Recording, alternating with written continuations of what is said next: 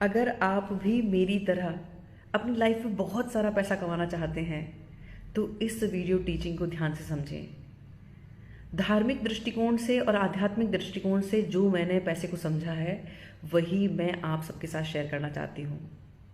सबसे पहले मैं यहाँ आपको ये बताना चाहूँगी, अपना बैकग्राउंड बताना चाहूँगी कि 2009 तक मेरी लाइफ में कुछ भी मुझे क्लैरिटी नहीं थी कि लाइफ में करना क्या है। ये मैंने बहुत सारे वीडियोस में बताया है और ये सब मैं इसलिए बताती हूँ ताकि आप लोग अपनी कहानी से आज आप लाइफ में कहीं भी हैं रिलेट कर पाएँ। तो 2009 तक कोई क्लैरिटी नहीं थी, हालांकि मेरे पास 2 प्रोफेशनल डिग्रीज थी, पर उसके बाद भी 5,000 रुपये कमाने का भी मेरे पास कॉन्फिडेंस नहीं था, क्योंकि डिग्री होना एक अलग बात होती है और पैसा कमाना एक अलग बात होती है। अपने कंफर्ट जोन में जब हम रहते हैं, हम घर से कभी बाहर निकले ही नहीं, तो हमें पता ही नहीं होता कि पैसा आखिर कमाना कैसे होता है। उसके बाद 2010 में मेरे पास एक ऐसी लाइफ सिचुएशन थी जहां मुझे 2 चीज़ों में से एक चुनना था, पैसा या पीस। और ये मेरी लाइफ का सबसे बड़ा रिस्क था। मैंने भगवान में विश्वास करके पीस को चुना और पैसे को छोड़ दिया। और लाइफ की ये सबसे बड़ी लर्निंग है मेरी कि अगर आप जिंदगी में बहुत ग्रो करना चाहते हो तो सबसे पहले भगवान से पीस ऑफ माइंड मांगें। जब आप माइंड बॉडी सोल लेवल पे अलाइनमेंट में रहते हैं तब पैसा अपने आप आता है, आपको पैसे के पीछे नहीं भागना पड़ता। और आज ईश्वर की कृपा से मेरे पास सक्सेसफुल 2 करियर्स हैं और इस पूरी जर्नी में अभी तक जो मैंने सीखा है वही मैं आपके साथ शेयर करना चाहती हूँ। सबसे पहले जब हम पैसा कमाने की सोच रहे हैं तो पैसे के वास्तविक स्वरूप को समझना जरूरी है। पैसा एक प्योर पावरफुल एनर्जी है, जिस भाव से कमाया जाएगा वैसी ही एनर्जी हमारे पास आएगी।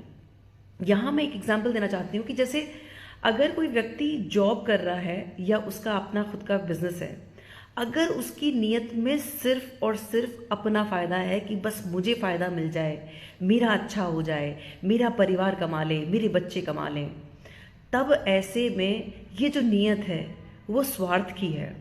और जहाँ स्वार्थ होता है फिर हमारे आसपास वैसे ही मतलबी लोग मिलते हैं, वैसे ही लोग होंगे और पैसे की खींचातान पूरी ज़िंदगी चलती है। हालांकि बाहर से दिखता है कि यार इनके पास शानो शौकत वाला घर है, आलीशान गाड़ियां हैं, लेकिन पीस ऑफ माइंड की बात करें तो सुकून नहीं होता है। पर वहीं जब हम कोई जॉब या हम कोई बिजनेस इस नियत से करते हैं कि लोगों की ज़िंदगी में भला हो, लोगों की लाइफ में वैल्यू ऐड हो, तब वही एनर्जी हमारे जीवन में असीम सुकून और बरकत लेके आती है। फिर ऐसा व्यक्ति अगर जंगल में भी चला जाए तो पैसा उसके पीछे भागता है, उसे पैसे के पीछे कभी नहीं आना होता है।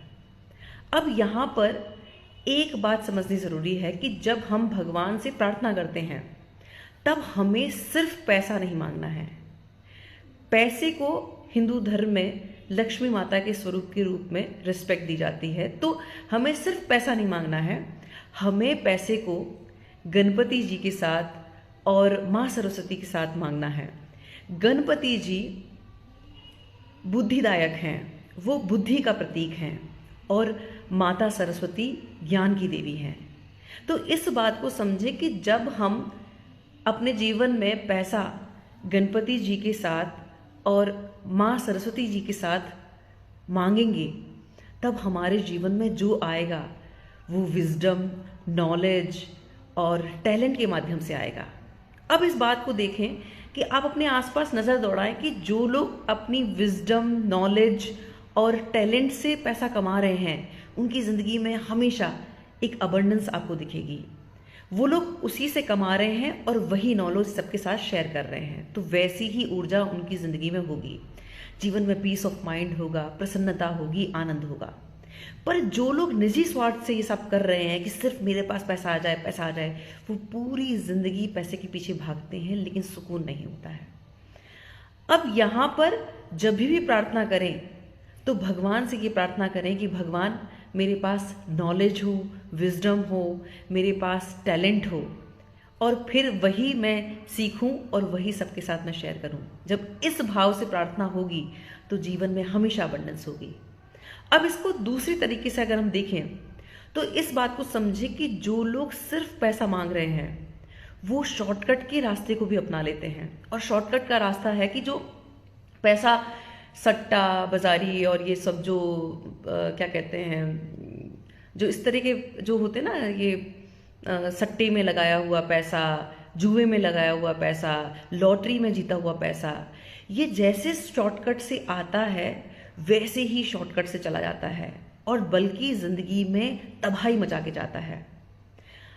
इस बात को समझना जरूरी है कि हमारे यहाँ पर जो माता लक्ष्मी का जो स्वरूप है उसे चंचल बताया गया है।